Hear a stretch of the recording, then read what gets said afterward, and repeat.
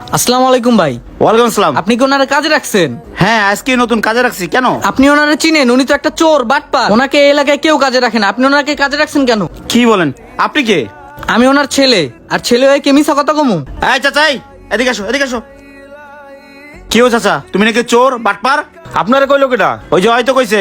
আরে চিনো তুমি? এইটা তো আমার ছেলে। বাবা, আমি চোর বাটপার কাজে রাখবো না, যাও গা। হে হারামজাদা, আয় আজকে চল বাসায়। হে খালা, আমার আর রাস্তাঘাটে কত অপমান করবি ক? আমার একটা মান সম্মান আছে না বাবা? আব্বা আমি কি করমু? এটা করা ছাড়া তো আমার কোনো উপায় ছিল না। তোমারে না কইছি অসুস্থ শরীর লয়ে কাজে কামে না যাইতে? আমি কোন জায়গায় কাজে গেলে তুমিও তো সেম কাজটাই করো, তাই করছি। বাদান, তোর এখন পড়ালেখা করার বয়স, তুই এই বয়সে কাম করবি?